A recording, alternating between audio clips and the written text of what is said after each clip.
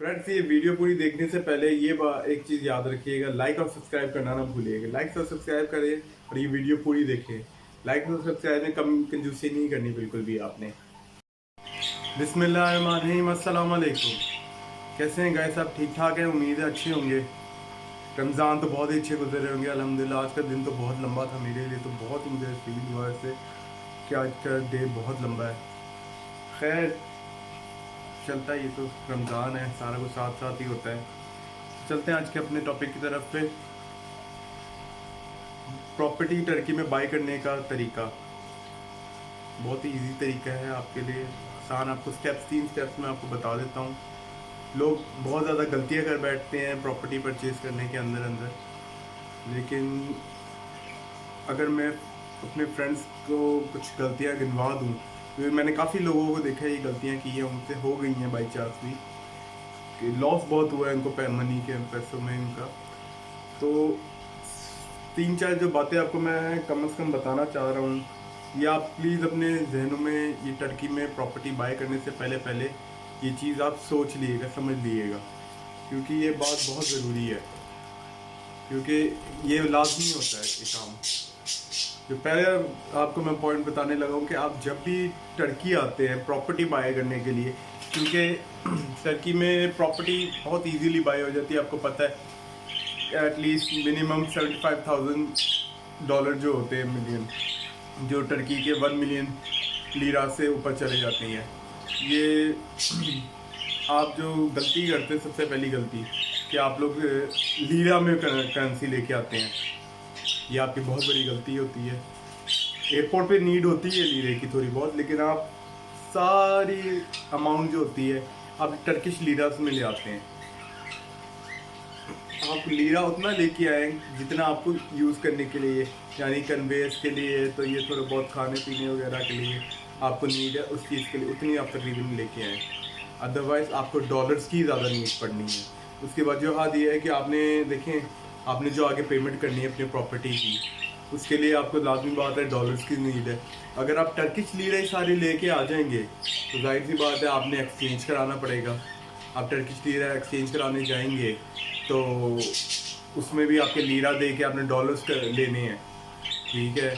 तो फिर आपके फिर लॉस एक्सचेंज में जो होते हैं, जाहिर सी बात है एक्सचेंज के पेमेंट तो कटती है, क्योंकि वो तो अपना रखते हैं मुनाफा।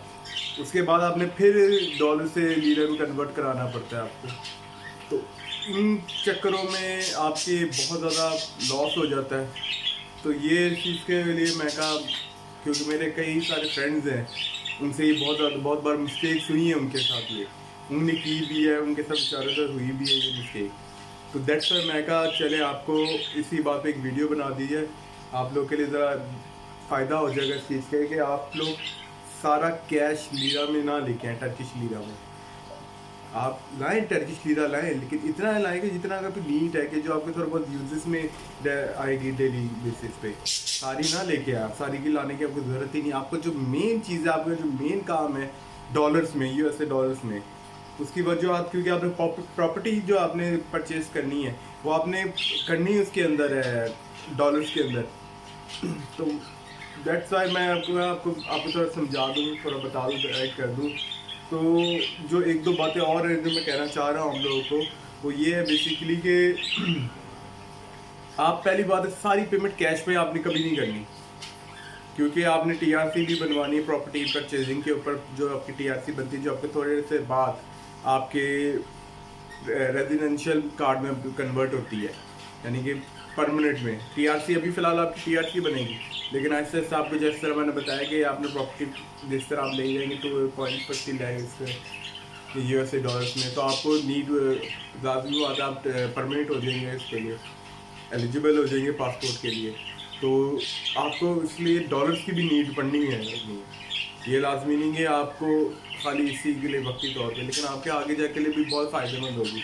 तो पहली बात आपको जो थोड़ी सी बात जाना चाह रहा हूँ कि आपने डॉलर्स ही लेके आने हैं, और दूसरी बात आपने पेमेंट कैश में कभी नहीं करनी, कभी भी किसी काम में भी नहीं आपने करनी। आपको मैंने पिछली वीडियो में जिस तरह समझाया था बैंक अकाउंट ओपन करना कितना ईजी ये वे है यहाँ पे, इसी तरह आपने बैंक अकाउंट ओपन करना लाजमी है।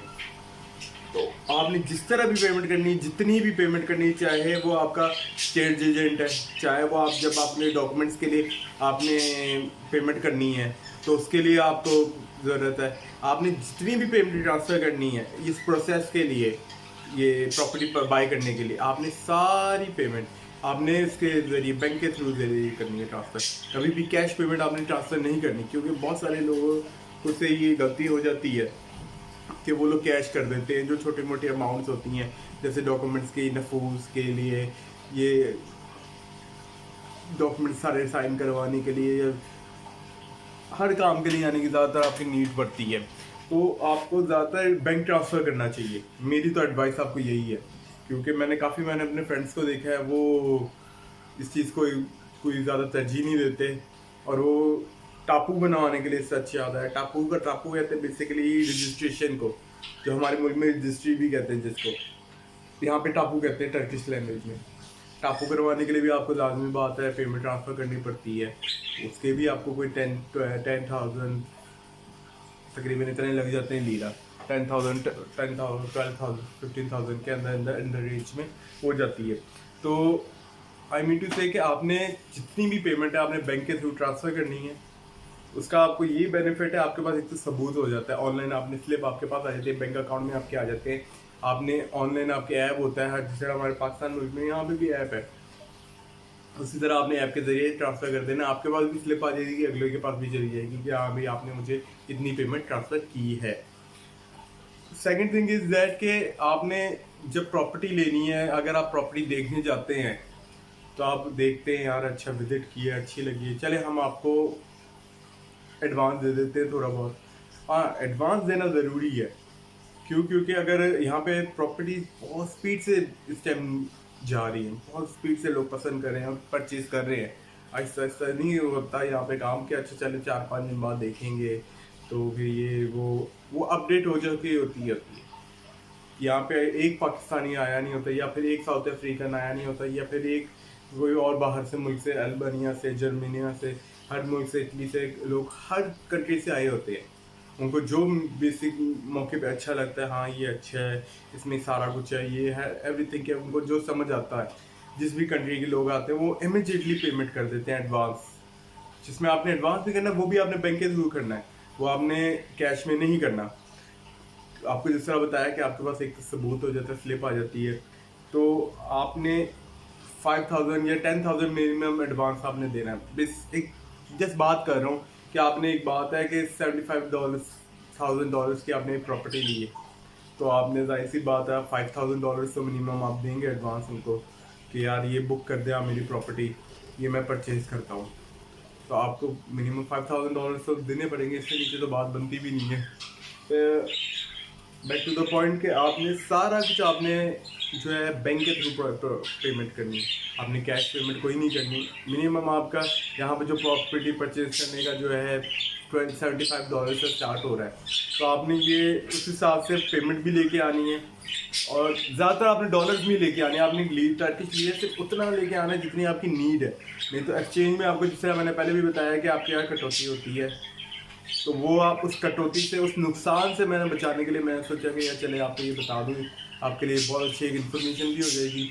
और सेकंड थिंग इज़ दैट कि यहाँ पे उस तरह के हिसाब नहीं है कि पाकिस्तान की तरह कि चले 6-6 महीने का टाइम ले लिया, 7-7 1 साल, यहाँ पे टाइम मिल जाता है, लेकिन आपको मिनिमम हाफ पेमेंट करनी पड़ती है। यानी कि मिसाल के तौर पे 50,000 की अगर आपने चीज़ ली है, आपने 25,000 हाफ उसका यानी कि आपने पे करना ही करना है। यानी कि 50,000 की मिसाल के तौर पे एक चीज़ ली, आपने $25,000 उसको पे करने हैं। उसके बाद अगर आप चाहेंगे थोड़ा सा टाइम नीड है आपको, 4 मंथ्स की एग्रीमेंट आपने जो भी करना है। और जब भी आपने प्रॉपर्टी परचेज करनी, एक चीज़ मत बिल्कुल भूलिएगा कि आपने एक ट्रांसलेटर अपने साथ एक रखना है, जो आपके उनको समझा रहा हो, उनको आपको समझा रहा हो, क्योंकि बेसिकली आप तो नए आए होते हैं। ट्रांसलेटर के चक्रों में आप लोग से बहुत ज़्यादा दोस्तों से, फ्रेंड से मेरी गलती हो जाती है कि वो लोग समझते नहीं हैं। और डॉक्यूमेंट्स आज़मी, हर चीज़ आपने डॉक्यूमेंट्स पढ़ के साइन करना है। अपने जो ट्रांसलेटर है उससे आपने कहना है कि यार इस प्रॉपर्टी में देखो कोई केस तो नहीं है, किसी का हम्मा दावा तो नहीं है, क्योंकि यहाँ पे 1-2 स्कैम हुए हैं मैंने सुना है। मैंने देखा नहीं है, मैंने सुना है, वो भी एक दो फ्रेंड से सुना था कि यार इस तरह ये प्रॉपर्टी ली तो उसकी जो ऑनर था उसने आगे से पहले से किसी के साथ डील की थी या रेंट आउट किया हुआ था, तो वो किराए के चढ़ा के खाली नहीं किया हुआ था। तो प्रॉपर्टी परचेज करने के बाद वो खाली करने के नहीं, हम जी जो हमने तो 2 साल का किराया दिया है, हमने 4 साल का दिया हुआ है, हमारा एग्रीमेंट हुआ है, हमारा कॉन्ट्रैक्ट हुआ है। तो